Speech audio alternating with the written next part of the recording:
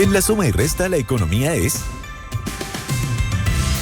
Más que Números. Catalina Edwards y Patricio Eskenazi abordan desde ahora qué cosas están moviendo los mercados. En Infinita, los temas económicos, financieros, sociales y políticos son mucho más que números. Más que Números es una presentación de Vilapert, Café Bistró, Claro, 2 años consecutivos como número 1 en portabilidad, Goldfields, valor más allá de la minería, y Hyundai All New Palisade híbrido. La grandeza toma una nueva forma.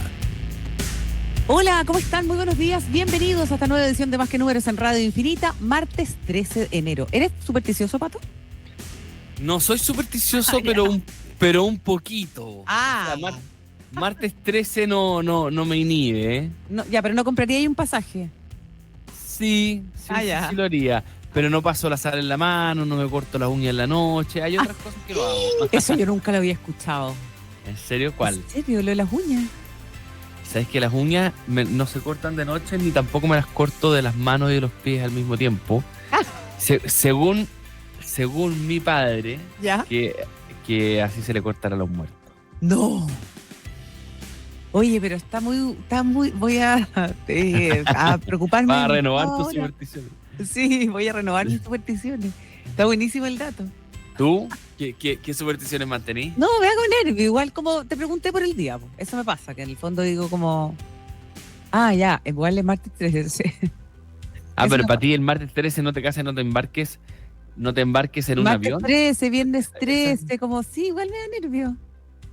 Sí, un poquito. Sí. Bueno, temas. Oye, tenemos hartos temas que conversar hoy día con ustedes. Tenemos datos de inflación hoy día en Estados Unidos, parte del reporte de resultados corporativos, parte de los bancos, como siempre, Pato. Es bien interesante mirar, por supuesto, lo que viene en materia de resultados corporativos, porque muchos sostienen que el rally, sobre todo acá en nuestro país, debiese sostenerse estas buenas perspectivas que tenemos para la bolsa local, pero está todo muy amarrado a lo que digan finalmente los resultados de la empresa. En eso está sustentado todo, finalmente. Totalmente. O sea, vamos a ver qué es lo que dicen las empresas, si son capaces de mantener buenos resultados. Se siguen esperando, pero Cata, año tras año y año tras año, buenas mejoras en los resultados de las compañías, en los EPS, en los earnings per share. Y lo normal es que aumenten 10%. Y lo que nosotros tenemos al final es que decimos, no, es que el S&P está caro, porque la bolsa americana está cara, porque mira todo lo que ha subido. Pero tú sabes que el grueso de lo que ha subido, o sea, yo me atrevería a decirte el 80% de lo que ha subido, tiene que ver con que las compañías ganan más plata que antes. Claro. Y solo una pequeña parte, ponte tú 20%, tiene que ver con que el múltiplo se encareció. Pero el grueso de la justificación de por qué las compañías americanas valen mucho más que hace algunos años es porque sistemáticamente ganan más y ganan más y ganan más y son más eficientes y la caja la usan para comprar acciones, etcétera, etcétera. Hacen las cosas bien y llevan décadas haciendo las cosas bien y eso se paga, Cata. Y eso no es tan común. Claro. Eso no es tan común. O sea, sin ir más lejos, en Chile, yo me atrevería a decirte así como a ojo de buen cuero, que la mitad de las compañías chilenas no generan la rentabilidad suficiente para pagar el costo capital. ¿Qué quiere decir eso? Que bueno, una compañía se financia con deuda y con acciones, ¿verdad? Y esa plata que levanta de deuda y de acciones tiene que invertirla en proyectos que renten. Bueno, la rentabilidad que consiguen de esos proyectos no alcanza a pagar el costo de la deuda y el costo del capital. O sea, claro, financieramente destruyen valor. Y te digo, la mitad. En Estados Unidos eso no pasa. En Estados Unidos es sistemáticamente las compañías entregan y entregan y entregan buenos resultados. Perfecto. Oye, bueno, miremos lo que está esperando el mercado justamente hoy día para estos datos que se publican y también justamente para los resultados corporativos de los bancos. ¿Te parece? Uh-huh. Vamos con el resumen de mercado que preparamos todos los días para ustedes en Más que Números. Bueno, revisamos lo que pasó ayer en Estados Unidos. El cierre estuvo en terreno positivo, bien desabrido, por así decirlo. El S&P 500 subió un 0,2%, el Dow Jones un 0,2%, el Nasdaq también subió un 0,3%. Los futuros hoy día caen levemente, anticipando justamente este dato de inflación y también los resultados bancarios. ¿Qué es lo que se espera en materia inflacionaria? Bueno, se espera en el total interanual del CPI, como le dicen en Estados Unidos, el 2,7% en diciembre, similar al mes anterior. Hay que mirar, obviamente, lo que pasa con la inflación subyacente, con la inflación core. También es súper importante, obviamente, para medir las presiones de largo plazo de la alza de los precios. Si viene más alto de lo esperado, en el dato interanual, más alto al 2,7%, fortalece, obviamente, la idea de que la Reserva Federal mantenga más altas las tasas por más tiempo, lo que eventualmente tiene un mayor... en el fondo fortalece más el dólar, eso es lo que quiero decir.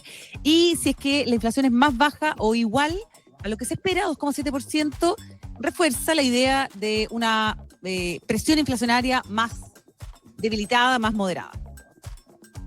Sí, hoy estaba viendo que no hay tan buenos resultados en JP Morgan, ¿ah?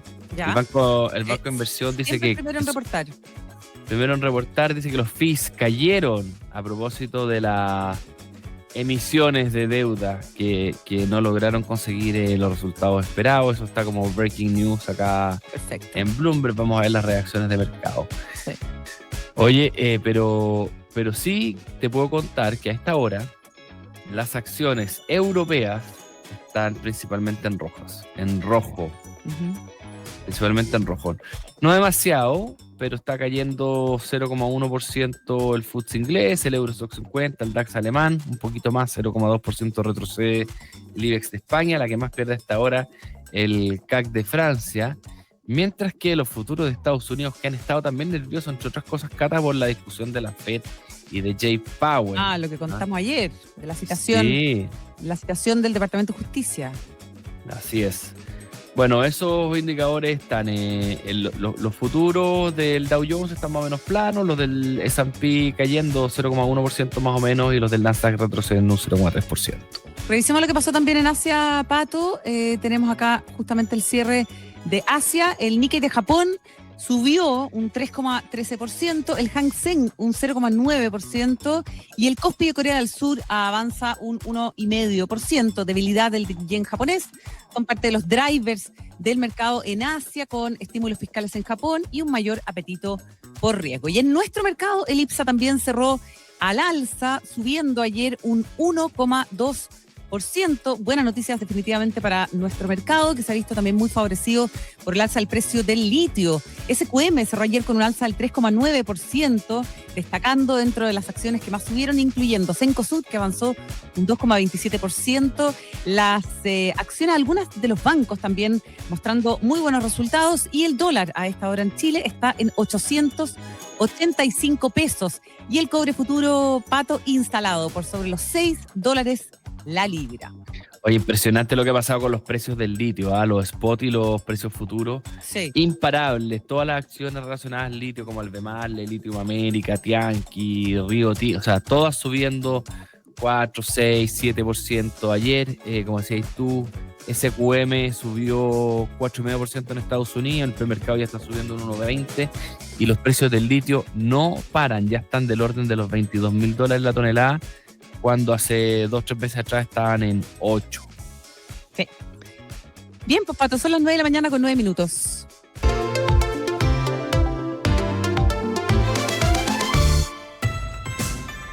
Bueno, se publicaron los datos de la encuesta CACEN 2024. Muestra, varias cosas, por supuesto, esta encuesta que vamos a analizar a continuación, pero para ir comentando un poco con Pato y poner en contexto la siguiente entrevista, hay una nueva metodología de la CACEN, muestra que la pobreza por ingresos cayó un 17,3% en 2024, desde el 20,5% de 2022. Esto representa una disminución de 3,2 puntos porcentuales.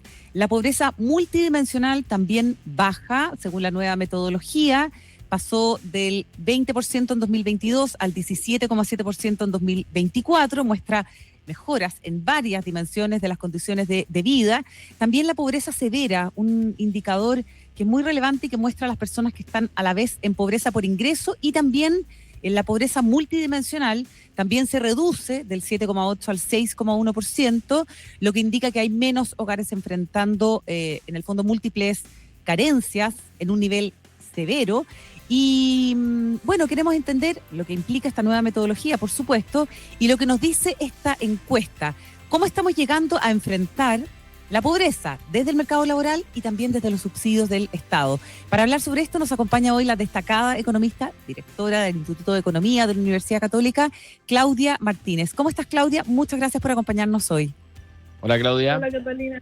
Hola, Pato, buenos días, ¿cómo estás? Gracias por acompañarnos. Hemos seguido tus columnas y tus comentarios a propósito de los resultados de la CACEN, pero queremos escucharte. ¿Cuáles son las primeras impresiones que tú sacas de estos resultados que yo estaba ahí resumiendo recién con Pato? Lo primero es que tenemos esta nueva metodología, la cual nos permite tener una foto un poco mejor de cuál es la situación de pobreza, y siempre es importante ver como la foto y también la película, digamos. Entonces, por un lado tenemos la cifra del 17% que tú mencionas. Eso significa que tenemos cerca de 3,5 millones de personas que están en situación de pobreza. Y en términos de la película, es una situación en que va cayendo la pobreza. Tuvimos como un aumento que era raro para nuestra historia, que siempre hemos tenido desde los 90 una disminución de la pobreza. En la época de pandemia subió, y después tenemos esta baja. Yo diría que también es relevante considerar que la foto como es mejor. Eso significa que ha aumentado la línea de pobreza. Hubo una comisión de distintos sectores de expertos que hizo recomendaciones, y lo que eso significó en la práctica es que la línea de pobreza ahora es más alta que la anterior, y por lo tanto es importante también como entender como el empalme. O sea, con la metodología anterior tendríamos una línea de pobreza, un porcentaje de personas en situación de pobreza de 4.9 y lo que tenemos 17.3. Entonces no es que la pobreza haya aumentado, sino que la forma en que la estamos midiendo ahora es más exigente. Diré que esa es como lo primero que es importante, como acostumbrarnos a esta nueva forma de medir pobreza. La principal diferencia entre la forma nueva y la forma antigua es que antes hacíamos una cosa un poco rara, que era que si que yo era dueño de mi casa y vivía en mi casa, me imputaban un ingreso que era el alquiler imputado. Y ese alquiler imputado hacía una diferencia muy importante en cifra de pobreza. Y el cambio metodológico lo que hace es que ahora tenemos distintas líneas de pobreza. Una línea de pobreza para hogares que son arrendatarios y otra línea de pobreza para hogares que son propietarios. Eso ya como que hay un montón de cambios. Ese es el cambio que hace mayores efectos en términos de las cifras. Claudia, a nivel de prensa he leído dos interpretaciones bastante distintas. La primera es aquellos que celebran, digamos, de que la pobreza disminuyó, y por otro lado otros que, entre comillas, se lamentan de que esta disminución de la pobreza haya venido en el grueso por apoyo del Estado y no por ingreso del trabajo, así como no por tanto mérito de las personas que lograron salir de la pobreza, sino que por ayuda. Subsidios, transferencias, claro. PGU sobre todo, diría yo. Sí, o sea, yo creo que yo estoy en los dos equipos, digamos. O sea, por un lado me alegro, por supuesto, que la pobreza monetaria está disminuyendo, pero por otro lado el rol que están teniendo los subsidios es muy importante. Que estoy mirando las cifras, así que voy a mirar el torpeo, digamos, pero en los 90, en el 2006, el 10% de menores ingresos, un 59% de sus ingresos del trabajo era ingreso monetario, ahora es un 17%.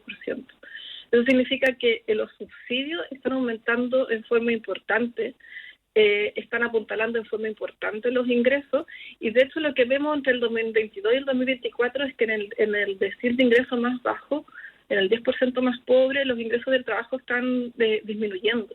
Claro.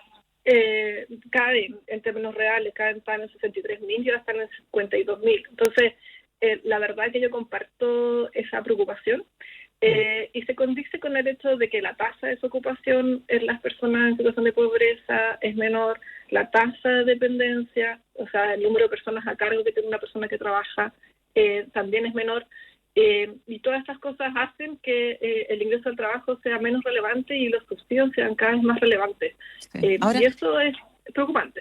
Sí, pues totalmente, claro. Suben los ingresos, suben los subsidios, pero no los ingresos, en el fondo. Ahora, el mercado laboral, en el fondo, como está estructurado hoy día y como está funcionando Claudia Martínez, logra eventualmente como ir en ayuda de estas personas que están en situación de pobreza suple de alguna manera las ayudas que entrega el Estado? O sea, el mercado laboral, tener un trabajo es la forma fuerte, es lo que más predice que un hogar salga de pobreza. Y tener un trabajo es más que tener ingresos, digamos. También hay algo de dignidad asociado a estar trabajando versus a recibir una fuente de ingreso a través de subsidio.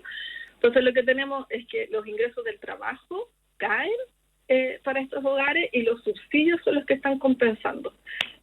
Y no es o sea, uno podría pensar en personas en situación de pobreza, hay como dos tipos. Hay personas que podrían trabajar y integrarse al mercado del trabajo, dadas distintas condiciones. Uno es que hay efectivamente trabajo para ello, pero al mismo tiempo hay gente que podría trabajar si es que, por ejemplo, hubiese un apoyo mayor en términos de cuidado.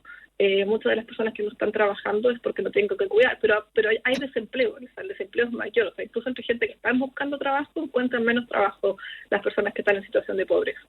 Y también hay un grupo que es un grupo extremadamente vulnerable para el cual el mercado del trabajo no le va a responder. O sea, pensemos en personas en situación de discapacidad, niños, adultos mayores que no pueden integrarse de igual manera al mercado del trabajo. Y para ello la política social claramente tiene que ser más activa. Entonces yo diría que hay de las dos cosas. El mercado de trabajo activo puede ayudar directamente a que las personas consigan trabajo y eso es el mayor motor para salir de la pobreza. Y también hay que tener política social para estos grupos que no pueden integrarse al mercado de trabajo, y entre medio hay políticas que uno puede hacer para facilitar que la gente ingrese al mercado de trabajo. Claudia, hay una crítica / deficiencia, hace años que yo lo escucho, de que los apoyos, las políticas sociales son, ¿cómo decirlo? Discontinua. O sea, si tú cumples, estás en el registro social de hogares menor que el 70%, recibes el beneficio completo. Si estás en el 70.1, no recibes nada. Y que eso también va generando incentivos para salirte del mercado del trabajo, digamos, y de otro tipo de esfuerzos personales, porque es atractivo conseguir estos beneficios públicos. ¿Hemos hecho algo en eso, en ir matizando, en ir suavizando los beneficios sociales de manera de no desincentivar el esfuerzo personal? Primero, yo también obviamente lo he escuchado, uno ve como ciertas discontinuidades en los datos, pero no tenemos como buenos estudios al respecto. Yo pensaría que como la discontinuidad más importante es la gratuidad. La gratuidad es un subsidio enorme que puede hacer que las familias puedan tratar de hacerse elegibles para ese beneficio. Y en ese sentido, yo diría que no hemos avanzado en hacer discontinuidades, en suavizar estas discontinuidades. Y ciertamente es un desafío. Ahora, una cosa es que es el trabajo formal y otra cosa es el trabajo informal. Y con políticas de ese tipo, eventualmente lo que uno está es incentivando el trabajo formal.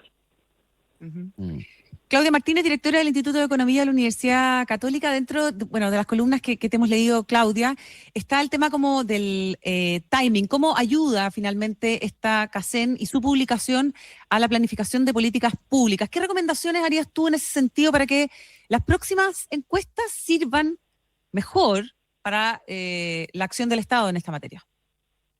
Sí, o sea, aquí tuvimos un problema de timing, que es que como se actualizó la metodología, se demoró mucho la entrega de resultados. En general las CACEN se entregan a mediados de año. Aquí estamos entregándolo en enero. Y yo creo que es importante que se entreguen antes de la discusión presupuestaria, lo antes posible, tanto la CACEN como, o sea, la encuesta, como los datos, las cifras agregadas, porque nos permite una mejor discusión. Y a mí me hubiera encantado que estos datos lo hubiéramos tenido antes de la discusión presupuestaria, porque yo creo que es muy distinto hacer una discusión presupuestaria con el escenario de pobreza de un dígito a una discusión presupuestaria con un dato de pobreza de 2 dígitos, una cifra de 2 dígitos. Y por lo tanto yo creo que es importante hacerlo. O sea, uno entiende que con un cambio de metodología, de que tomar decisiones, tener cuidado, pero eventualmente se podría haber entregado los datos al menos antes y quizás la cifra después.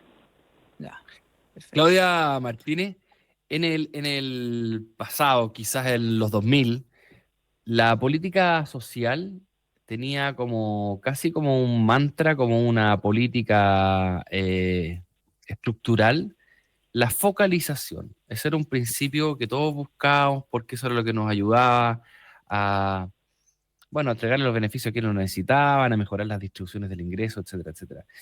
Después yo siento que ya se ha ido abandonando cada vez más la focalización y se ha ido avanzando hacia la universalización. Y yo no sé si tú tienes alguna opinión de qué consecuencia ha tenido eso en términos de que quizás estamos gastando demasiada plata en gente que no lo necesita tanto, o que estamos dejando de gastar plata focalizada en otros que lo necesitan mucho. No sé si tienes alguna opinión respecto de este cambio que yo intuyo desde la focalización hacia la universalización de los beneficios sociales. Sí, o sea, la focalización permite entregar más gasto a las personas que más lo necesitan, en la medida como que el gasto total sea constante, ¿cierto? Si no tiene como espacio para aumentar gasto, eso puede ir cambiando. Y yo comparto tu opinión que al menos en el discurso hemos ido en algún momento cambiando de focalización hasta universalización. Quizás como que el mejor ejemplo, que no es universal, pero bastante avanzado, el tema de la gratuidad. Y yo creo que uno puede establecer como prioridades distintas. A mi juicio, con el tema fiscal que tenemos, que estamos con muy poco espacio fiscal, hay que priorizar en aquellas personas que más lo necesitan y también en aquellos gastos que son más importantes en términos de rentabilidad, como por ejemplo el tema de la educación preescolar versus la educación universitaria. ¿Cierto? Durante mucho tiempo esto ha sido muy impopular, digamos, decir que uno tiene que eventualmente gastar menos en educación terciaria y más en educación preescolar, pero donde empiezan las brechas más importantes y donde uno puede invertir sin dejar obviamente a generaciones fuera. O sea, cuando uno piensa voy a invertir más en educación primaria o preescolar, uno entiende que hay generaciones que están egresando y uno tiene que hacer grandes esfuerzos ahí, pero tienen que reconocer también que donde hay una mayor rentabilidad y una mayor necesidad y donde se puede hacer un impacto muy fuerte es cuando uno empieza a invertir desde pequeñito. Sí, Claudia, bueno, otra de las discusiones típicas que tiene que ver con las políticas sociales, con el gasto social, en salud, en educación, bueno, en hartos temas relevantes, es que no sé, tenemos problemas de lista de espera, ergo necesitamos gastar más plata. Tenemos problemas de que las pruebas PISA no mejoran los resultados de los cabros, entonces tenemos que gastar más plata. Y por otro lado, están quienes dicen, oye, pero hemos gastado mucho más plata en los últimos años y no hemos conseguido más resultados. O sea, pareciera que la solución por acá no viene por gastar más plata, viene por otro lado. ¿Tú tienes una opinión de cómo mejorar el impacto, la eficiencia del gasto social? ¿Tú sabes si hay algún estudio que te diga efectivamente se requiere más plata o se requiere otra cosa? Yo creo que siempre, o sea, si uno compara, yo creo que son las dos cosas. Y de nuevo hay que matizar o hay que contextualizar con la situación fiscal que tenemos. Entonces, yo creo que por un lado hay un tema de eficientar el gasto, que se dice, de mejorar gestión. En salud hay que tener cuidado, porque efectivamente estamos hemos ido aumentando fuertemente el presupuesto, pero no es un gasto que sea, si uno compara, por ejemplo, la esperanza de vida de Chile con otros países al mismo nivel de ingreso, nos va muy bien, estamos muy arriba, y entonces tenemos un buen uso de nuestro gasto en ese sentido, pero al mismo tiempo tenemos lista de espera, tenemos lugares en los cuales no funciona. Hay un paper muy bueno de un exalumno nuestro que por ejemplo, revisa el efecto de tener personas contratadas por alta dirección en hospitales versus no, y encuentra efectos positivos en términos de los resultados de los ingresos hospitalarios. Entonces yo creo que hay de las dos cosas, ¿sabes? Y si uno compara el nivel de gasto que hay en el sector privado versus en el sector público, en educación y en salud, obviamente las cifras son muy distintas. Entonces yo pensaría que hay de las dos cosas. O sea, por un lado, siempre hay procesos que son mejorables y hay algunos lugares que son más urgentes que en otros, pero al mismo tiempo hay niveles de gasto que son distintos, digamos, en el sector público y el sector privado. Ya, Claudia Martínez, directora del Instituto de Economía de la Universidad Católica, a propósito de los resultados de la CACEN, tenemos un cambio de metodología, cruza generalmente todas las entrevistas a propósito de estos resultados. ¿Existe alguna posibilidad de como empalmar los datos bajo la metodología nueva y antigua. Tú también lo sugieres. ¿Qué indicadores serían relevantes o quizás más reveladores de ese ejercicio?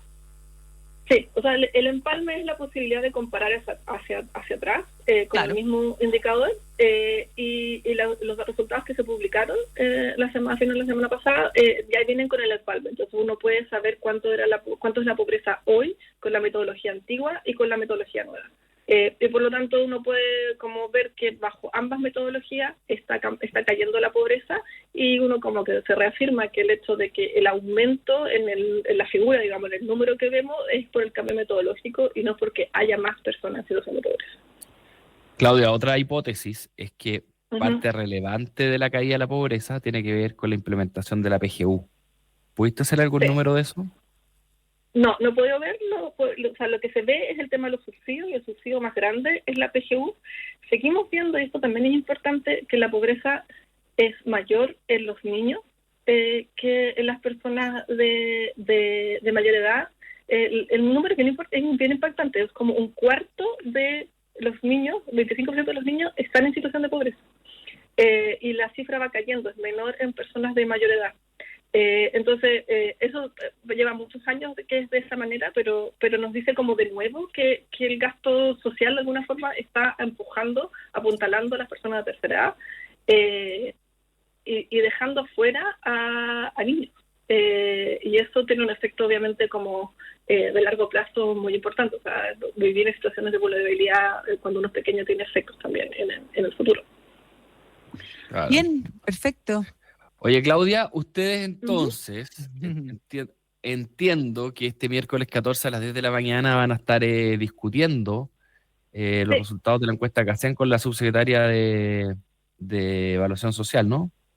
Sí, tenemos un encuentro, la subsecretaria va a presentar y después lo vamos a comentar con investigadores del CEP y de Libertad y Desarrollo. ¿Y esto es una invitación abierta? Sí, invitación abierta. Ya, esto en la Casa Central de la Católica en Alameda 440. Correcto, sí. Perfecto. Muy bien, pues todo invitado. Súper bueno. Claudia Martínez, muchísimas gracias por haber estado hoy día con nosotros. Como siempre, un gusto escucharte. Igualmente, que van a verlo. Estén muy bien. Nos vemos. Gracias, Claudia. Feliz año. Bien, Pato, muy buena conversa con Claudia Martínez a propósito de estos temas que son tan importantes y tan oportuno además de hablar justamente en este año que tenemos cambio de gobierno, por lo demás, cambio de metodología y claro, lo oportuno que es conocer estos datos, como bien sostiene Claudia también, para elaborar las políticas públicas que lleguen y que lleguen bien, ¿cierto? Que estamos llegando solamente con subsidios, finalmente no estamos combatiendo de manera estructural la pobreza, que es el mercado laboral, realmente el verdadero lugar donde se pueden ofrecer las oportunidades para salir justamente de esa difícil situación. Totalmente. Esto es una base de datos súper relevante que se publica con datos del 2024, pero que se entregó hace poquito y sobre la cual se hacen muchos estudios y desde ahí se mejoran muchas políticas públicas. Así que es muy relevante lo que hace la CACEN. Así es. Bueno, vamos con el saludo a nuestros auspiciadores, partiendo por Goldfields, porque la minería es una industria clave para el desarrollo del país, pero no todo se trata de cobre. Goldfields, empresa líder en la producción de oro a nivel mundial, está presente en la región de Atacama, generando valor que perdura más allá de la minería. Descubre más en goldfields.cl. Te conté que fui a unas clases de parrilla con la gente de Goldfields. ¡Ay, qué entretenido! Eso fue el jueves pasado, ¿no? Fue el jueves pasado, nos enseñaron no solo a parrillar típicas carnes, sino que también mariscos, pulpos, pescado. Qué bueno, qué entretenido. Degustamos, estuvo muy entretenido. Muchas gracias a los amigos de Goldfields. Sí, tienen un gran equipo además, de marketing y comunicaciones. Sí. Y gente muy simpática además. Así es, así es. Oye, yo te traía, Cata, otro mensaje que tiene que ver con que un viaje, tu nueva casa, o ese proyecto que tienes en mente. Todos tenemos proyectos a principio de año. Todos. Bueno, en Banco Vice encuentras productos personalizados y detallados únicos para alcanzar lo que sueñas. Es el momento de dar el siguiente paso. Hazte cliente en vice.cl. Banco Vice, detalles que importan.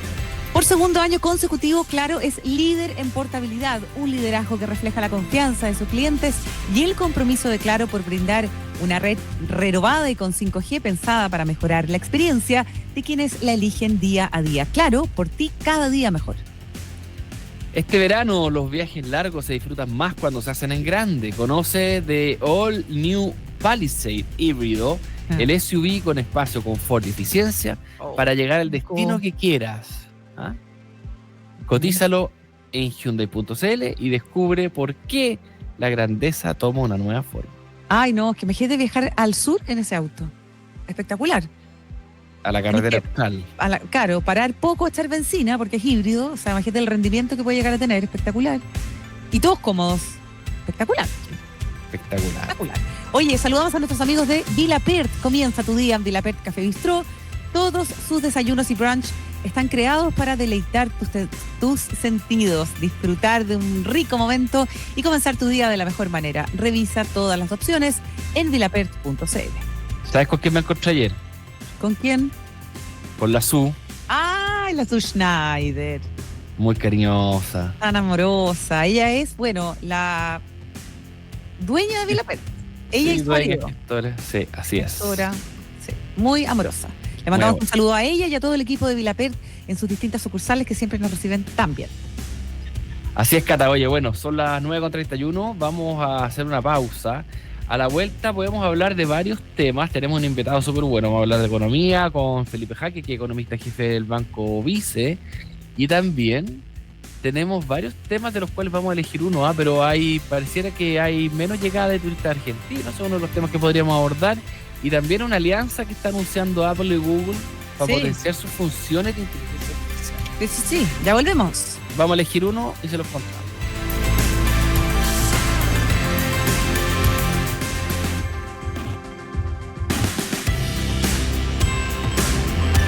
Proyectamos la economía y los mercados. Más que números, en Infinita, con Catalina Edwards y Patricio Eskenazi. ¿Y la bicicleta? ¿Están arriba? ¿Y la parrilla? ¿También? Uy, se nos olvidó invitar a los primos. También están arriba. ¡Hola, prima! ¡Hola, primita! Este verano viajar en grande hace toda la diferencia. Descubre The All New Palisade híbrido, el SUV con espacio, comodidad y eficiencia para disfrutar las vacaciones desde el primer kilómetro. Cotízalo hoy en Hyundai.cl. The All New Palisade híbrido. La grandeza toma una nueva forma. Hyundai, una marca Gildemeister. Infinita es parte de Mega Media Radios, que integran también las emisoras Romántica, Disney y Carolina. Infinita, palabras con poder. ¿Sabías que uno de los mayores productores de oro del mundo opera en Chile? Goldfields, empresa con 9 operaciones en países como Sudáfrica, Australia y Canadá, ya está produciendo oro y plata en el corazón de la región de Atacama y posicionará a Chile dentro de los 20 líderes a nivel mundial. Goldfields, creamos valor que perdura más allá de la minería. Conoce más en goldfields.cl. Cada persona tiene el poder de transformar su entorno. En Santo Tomás despertamos la grandeza de quienes se atreven a cambiar, conectando educación, innovación, investigación y compromiso social. Creemos en el esfuerzo, la excelencia y la vocación de servicio para construir un país más justo y sostenible, porque transformar no es solo un propósito, es nuestra esencia. Santo Tomás, la red transformadora de Chile. Desde el Ministerio de Vivienda y Urbanismo le recordamos que si es beneficiaria o beneficiario del subsidio de arriendo para personas mayores, puede informarse sobre cómo aplicarlo acercándose a su oficina Servio más cercana o visitando el sitio web mimo.cl. En la sección Arriendo de una vivienda encontrará la guía de aplicación del subsidio de arriendo para personas mayores, que le explicará cómo activar este importante beneficio. Ministerio de Vivienda y Urbanismo, construyendo cambios. BTR lleva toda la entretención en su nueva fibra. Contrata el doble pack premium de BTR con internet fibra 600 más televisión con Disney Plus, HBO Max, Amazon Prime y otras 7 plataformas de streaming incluidas por solo 31,990 pesos al mes por 12 meses. Precio normal 46,990 pesos. BTR. Oferta válida hasta el 31 de enero de 2026. Infórmate previamente de las condiciones comerciales y de la ley 21.046 en btr.com. Quiero comer algo rico. Conozco un lugar, pero distinto, con variedad. Espacio Terrazas en Espacio Urbano La Dehesa. Así es, vecino. Ven a disfrutar hamburguesas irresistibles en Uncle Fletch. la tradición italiana en la fábrica y la intensidad de la comida india en Rishtedar. Vive una experiencia distinta en Espacio Terrazas La Dehesa. Disfruta todo el tiempo que quieras. Tenemos estacionamiento gratuito. Espacio Urbano La Dehesa, el mall de los vecinos. Infinita es parte de Mega Media Radios, que integran también las emisoras Romántica, Disney y Carolina. Infinita, palabras con poder. En Infinita, más que números, con Catalina Edwards y Patricio Eskenazi. Bueno, ya estamos de vuelta, más que números, viendo el tema de los argentinos. Yo no sé si a ti te ha tocado como... Pato, ¿has notado que hay menos argentinos, por lo menos en Santiago, quizás en el litoral central? No lo he notado, Cata, porque yo me muevo muy poco, ando poco en malls, no he ido al litoral central, pero sí he leído la prensa y dicen que hay un 20% menos. Sí, pero fíjate que en el litoral central hay harto argentino. ¿Harto? Sí, yo cuando leí esta noticia me llamó la atención, porque dije, esto tiene que ver, está asociado absolutamente al comercio, pero no tanto como siento la parte como de la hostelería, de la hotelería. De todas formas, los datos son súper relevantes porque y toman además el paso de los argentinos por el Cristo Redentor.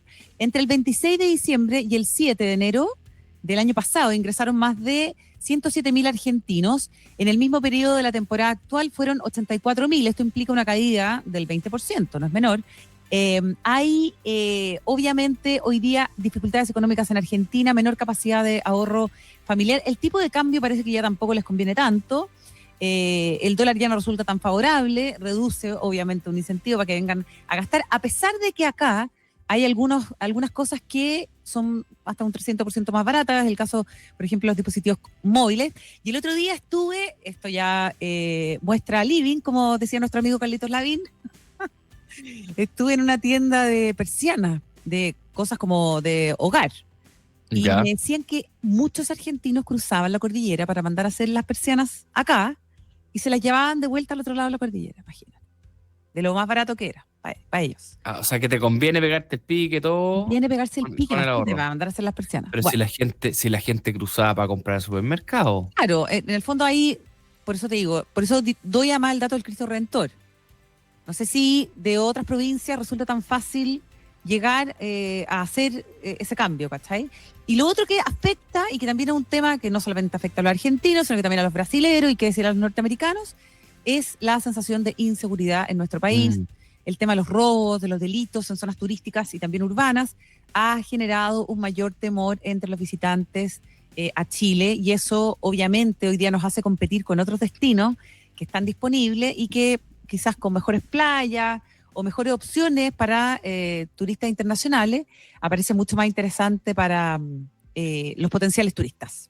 Oye, buen tema podríamos abordarlo esta semana o la otra con la subsede de turismo o con Fedetur, que nos cuenten cómo está la hotelería estas primeras semanas de enero, si es que están llenándose como se esperaba, si están llegando turistas nacionales, internacionales, si están pagando más, cuánto están gastando.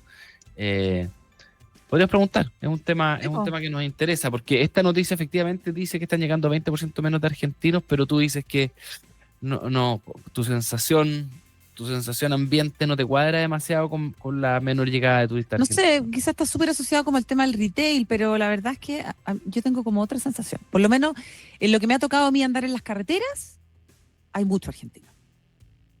¿Y lo identificáis por la patente? Sí, pues. ¿Manejan mal los argentinos? Sí. ¿No tienen respeto no sé, a la...? No sé. Sí, pues pero no generalizo, Pato.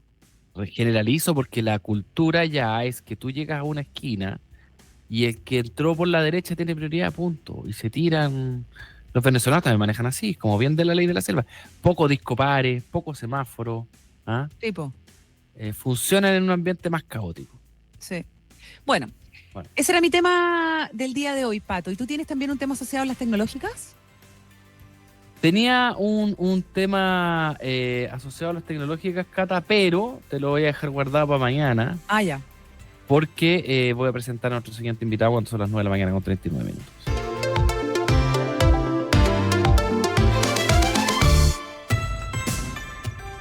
Bueno, está con nosotros ya Felipe Jaque, economista jefe de Banco Vice, para conversar un poco sobre lo que está pasando a nivel económico en Chile y en Estados Unidos con realidades bastante distintas. ¿Cómo estás, Felipe? Hola.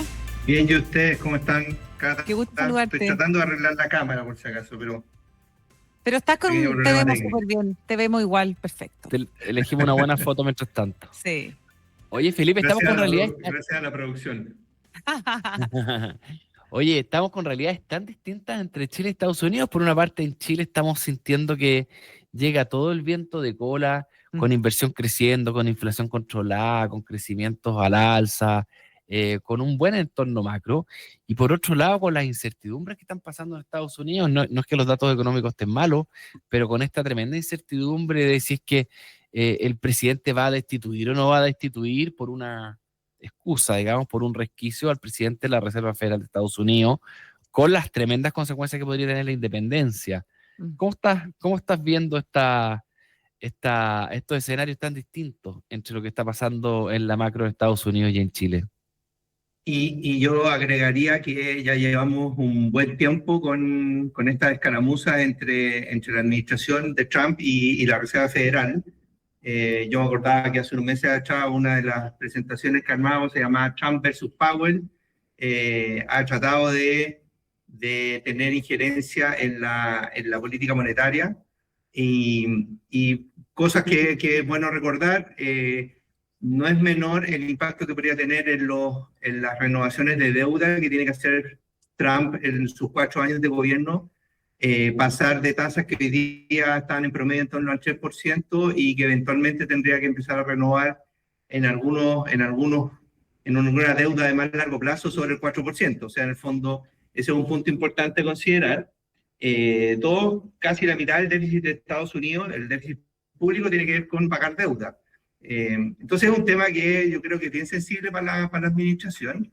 No es la forma, probablemente, de lograr que me baje la tasa de interés, pero también estábamos revisando casos de los 60, los 70, donde el gobierno, la administración, en su minuto también trató de interferir en lo que era la conducción de política monetaria, y ese ejercicio terminó bastante mal, porque entre embargo, petróleo y aumento de commodity, terminamos con la era de Volcker, con unos aumentos de tasa de interés brutales. Entonces, estas cosas efectivamente pueden terminar muy mal si es que terminan en una escalada inflacionaria, porque finalmente el fisco es el que gobierna la política monetaria. Felipe, dejando un poquito de lado la importancia de tener una Fed independiente, ya que eso yo creo que no está en discusión. ¿Tiene asidero, tú le ves alguna arista, algún punto donde al argumento de Trump de que se puede y se deberían tener tasas más bajas? La verdad que cuando uno mira los típicos ejercicios un poquito más teóricos de regla de Taylor, que lo que hace es sopesar el desvío de la inflación respecto de la meta, el desvío de la actividad respecto de su potencial, no hay demasiado espacio para que la Reserva Federal pueda ir mucho más abajo con la tasa de política monetaria. Te da más o menos niveles como los que está hoy día. Probablemente, si es que uno tiene algún enfriamiento de la economía adicional durante el 2026, dado que se han caído todas las expectativas de inflación a corto, mediano y largo plazo, podría haber espacio para ir a recortarla una vez, máximo 2 veces en nuestro escenario. Pero la macro, la verdad que se ha visto, si bien es cierto el mercado laboral ha andado débil, que es un poquito lo mismo que nos pasa en Chile, la economía ha andado relativamente mejor, mercado laboral más débil, hay como poco espacio para una política monetaria mucho más expansiva, digamos. Ya.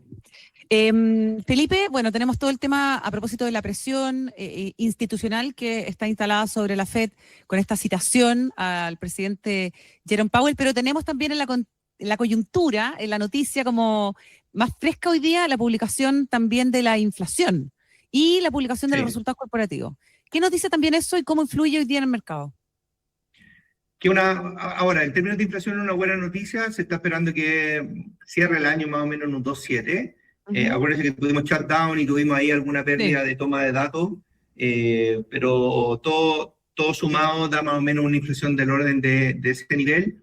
Si uno mira las compensaciones, los premios inflacionarios que hay en las tasas de interés para este año y para los próximos 2, 5 y 10 años, están todas más o menos en torno al 2,3%, 2,2%, o sea, están muy alineados ya con la expectativa con el target de la Fed de 2%, así que eso es una buena noticia, creo yo, y debiera calmar algo los mercados. Pero lo curioso, que cuando uno mira la tasa corta en Estados Unidos, que ha bajado casi un punto, la tasa larga está ahí pegada en el 4,20, y el 4,20 yo creo que es símbolo de estos ruidos que estamos teniendo en la institucionalidad, más allá de que la economía ande relativamente fuerte.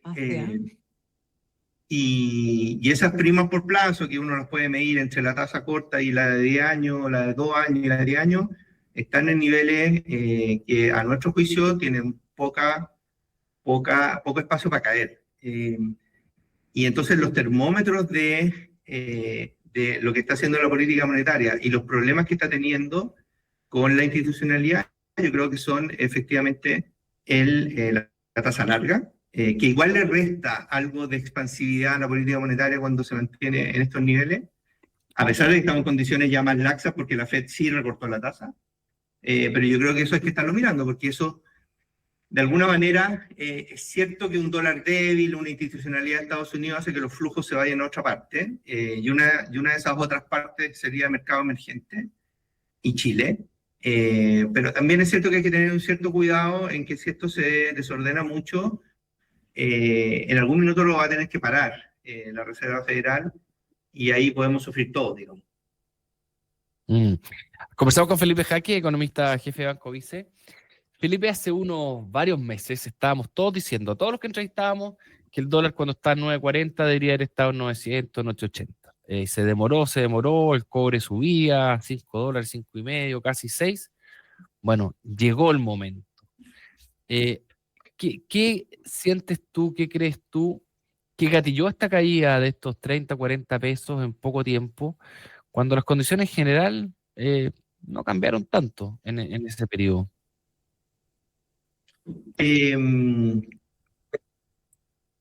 A ver, yo creo que las cosas que están pasando en términos de escenario internacional son un poquito distintas a las que estábamos esperando.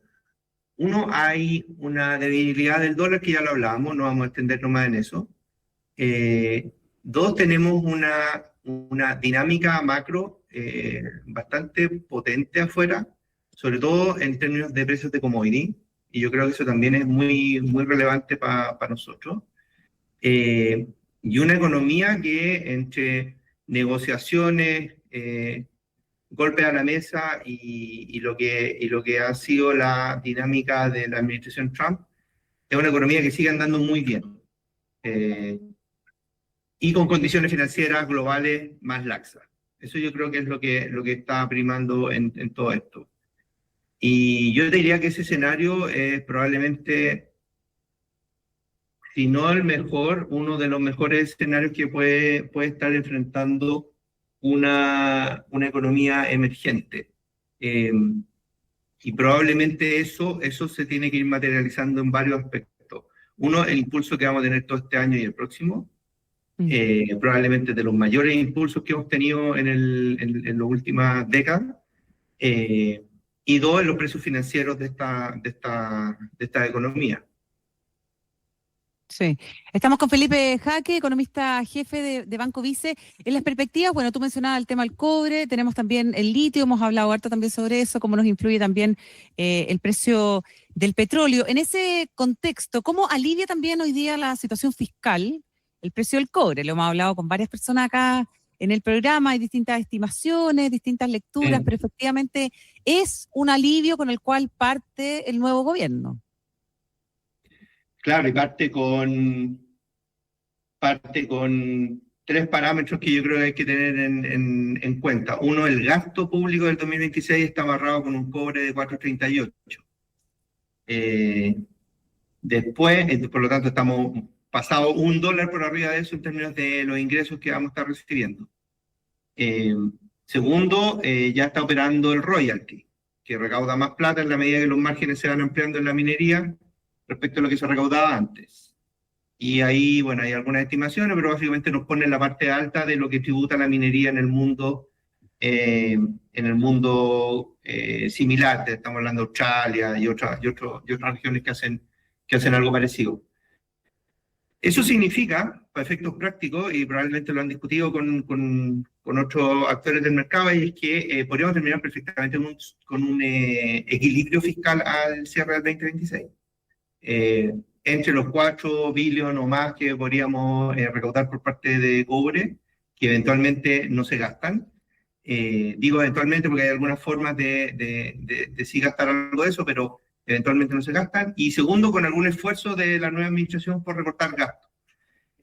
Si consideramos las dos cosas, perfectamente podemos acumular hasta 2 puntos del PIB. Y eso significa una extraordinaria foto fiscal a fin de año. Sí, pues. Pero esa foto fiscal, ok, ¿qué es esa foto fiscal, Felipe? Esa es una foto donde aparecemos ahorrando, pero no nos da margen para gastar, ¿o sí? Claro, en el fondo los supuestos, para que la foto sea realmente buena, y es nuestro escenario base, y ahí va a contar un poquito qué es lo que vemos en tasas locales. Eso. Si la foto es buena, significa que me ahorré, no sé, no, digamos que no un punto del PIB en menor gasto, pero supongamos que nos vamos con el comité de expertos que midió que esto se podía recortar de alguna manera en $2.000 millones. Me gano $4.000 millones más por cobre, tengo $6.000 millones. Tomo esa plata y la pongo en alguno de los fondos soberanos que están un poquito más escuálidos de lo que eran en los años anteriores. Acumulo esa plata en los fondos soberanos y empiezo a sacarme una mucho mejor foto en términos de deuda neta. Supongamos que igual el gobierno decide emitir toda la deuda que se va a emitir este año, que son $17.000 millones, pero tengo estos activos que voy recomponiendo, que es una de las sugerencias o de las avenidas que ha estado levantando el CFA, acuérdense, con temas de fondos soberanos y reconstruir de alguna forma ahorro precautorio por el lado del fisco. Esa foto significa, a nuestro juicio, que nos merecemos una tasa de interés algo más baja de la que tenemos hoy día, en términos de bonos de gobierno de largo plazo. Y si eso ocurre, a nuestro juicio, para poner los números concretos, las tasas largas de Chile, del fisco, podrían perfectamente andar en torno al 5% nominal, alejándose ya del 6% que anduvimos tocando durante el 2025, una tasa real en UEFs larga de 2% o incluso menos, para la típica aplicación que se ha estado haciendo en el último tiempo. ¿Qué significa eso para la calle? Significa tasa hipotecaria que perfectamente tiene espacio para caer. Si esto lo metemos en un circuito donde, por ejemplo, hay una administración que quiere excavar permisología, podríamos tener sectores que han estado rezagados mucho tiempo, reactivándose de manera bien importante en el 2026 y el 2027. Felipe, y estos 6.000 millones, digamos, que el cobre aporta en algo, bueno, todos estos 6.000 millones que tú mencionaste, ¿permitirían no tener que recortar los 6.000 millones que ha prometido el presidente electo, o son caminos distintos? Son caminos un poco distintos, porque al final, uno es que efectivamente estamos muy deficitarios en ahorrar el exceso de ingresos que podemos tener. Yo creo que hemos tenido bastantes atajos en torno a la regla fiscal, y esos atajos yo creo que finalmente hasta el minuto no nos han costado. Lo hemos hablado otras veces, el mercado internacional nos trata bastante bien porque tenemos menos deuda que muchos otros países y somos relativamente serios en términos de la deuda, pero yo creo que van en caminos distintos, porque efectivamente tenemos que volver a un régimen donde hacemos parámetros estructurales, estimamos cuánto es lo que realmente nos podemos gastar a largo plazo y gastamos en función de eso. Todas las regalías que vienen por un escenario externo inmejorable, como el que estamos teniendo hoy día, debieran ir a ahorro. Esto es como la típica comparación más simple de esto es como un hogar, porque al final del día, si hay un extra de ingreso, ese extra de ingreso deberá ir a ahorro. Sí. Ahora, Perfecto. Estamos con Felipe Jaque, economista jefe de Banco Vice. Antes que se nos acabe el tiempo, Felipe, te leímos una columna en Exante titulada Calma y Ticia a propósito de la implementación de la reforma previsional. Y te quiero preguntar justamente por el planteamiento esencial que tiene esa columna, que busca justamente advertir respecto de compras o ventas masivas de acciones o bonos locales justamente en el proceso de implementación de esta reforma. ¿Qué riesgos vislumbras tú justamente en esta implementación desde el punto de vista de lo que puede ocurrir con el mercado local? Sí, los riesgos que se levantan ahí son básicamente poner ojo en. Tenemos un punto de partida de cómo está invertida la gente hoy día desde el fondo A hasta el fondo E. Dependiendo de lo que defina la autoridad, que va a ser el nuevo benchmark, en el fondo, cómo se van a invertir las plata para alguien que nació en el año 60, 70, 80, 90, 2000 y así en adelante. Podría haber alguna presión para que se mueva mucha plata desde los fondos A, por ejemplo, si es que uno quisiera tener puntos de referencia más conservadores, con menor riesgo, podría mover mucha plata del fondo A al fondo E. Si el punto de partida se toma en cuenta, que es donde estamos parados y invertidos todos los cotizantes hoy día, eventualmente esos riesgos se aminoran, porque uno dice, bueno, vamos a tratar de que esto de alguna forma no genere demasiados impactos sobre los precios financieros. Ese es un punto. El segundo punto que levanta es que si yo tengo que salir a vender activos en el mercado global, la verdad es que eso da lo mismo, porque esos fondos, cuando yo salgo a vender acciones americanas, fondos europeos, lo que venda la AFP chilena para acomodarse al nuevo punto de referencia, no va a mover la aguja en los mercados internacionales. Pero otra cosa es cuando uno mira activos locales, renta fija, renta variable, IPSA en particular. Y va a depender entonces, y hay que tener bastante cuidado en cómo se fija esa referencia, esos fondos generacionales, cómo se va a permitir que inviertan, para de alguna forma considerar que estamos teniendo un punto de partida que ya existe. La gente está invertida de esta manera. Y el ejercicio que nosotros hemos hecho otras veces es que, a propósito de los tristemente famosos felices y forrados, había movimientos en el mercado de pensiones en años anteriores, si se acuerdan del fondo E al fondo A, del fondo A al fondo E. Entonces tenemos alguna métrica, no es la más robusta de todas, pero tenemos una métrica para saber en el fondo cuánto impacto tenía esos movimientos masivos de plata de un tipo de fondo a otro, que es, comillas, una proxy de lo que podría pasar si es que uno no toma en cuenta cómo están invertidas las platas desde el fondo A hasta el fondo E hoy día. Y esos impactos no eran menores. Y eso es más o menos lo que trata de levantar la columna, y es una cosa que se ha estado discutiendo en la industria por distintos frentes. Es, de alguna manera, a ver, no es una catástrofe de mercados, no es una catástrofe de mercados, pero sí sería bueno tener en consideración que mover demasiada plata de un tipo de activo a otro, sobre todo cuando estamos hablando de activos locales, es un punto que hay que tener en consideración. Ahora déjame... por eso la calma y por eso la tiza. Déjame sumarte, Felipe, intereses contrapuestos, porque acá lo que va a terminar ocurriendo en la práctica es que la super de pensiones va a definir un benchmark, o sea, va a casi que obligar, no en la ley, pero en la práctica, a que las AFP se inviertan como la super le está diciendo. Y ese número de cómo invertirse puede tener muchos activos locales, pocos activos locales, y eso puede generar un cambio muy grande. Hoy día más o menos los activos locales son la mitad y los activos internacionales son otra mitad. Supongamos que por alguna razón ese número que viene de una consultora y que toma la super de pensiones, supongamos que dice que ya no tiene que ser mitad y mitad, sino que tiene que ser 20% activos locales y 80% internacionales. Bueno, vamos a tener acá la disyuntiva de, por una parte, buscar la maximización de la rentabilidad de los fondos de pensiones, que es el objetivo primario sin duda, pero por otro lado, a costa de sacrificar el desarrollo del mercado de capitales, que vaya a achicarlo del 50% al 20%, con montones de consecuencias entre medio, digamos. Esa discusión que todavía ni siquiera ha empezado, yo me la imagino, pero súper relevante, no solo para el desarrollo del mercado de capitales, sino que para el desarrollo de la economía que se financia a través del mercado de capitales. Claro, entonces al final Y en todo caso, el tema ha tomado bastante fuerza en los últimos meses, en distintos foros, en distintos paneles. Yo creo que eso es una buena señal de que en el fondo tiene complejidad en la implementación de esta reforma. Hay otras cosas bastante más nobles y bastante más simples, que es que acumula más ahorro, ¿cierto?, en las cuentas individuales y por lo tanto va resolviendo problemas de largo plazo.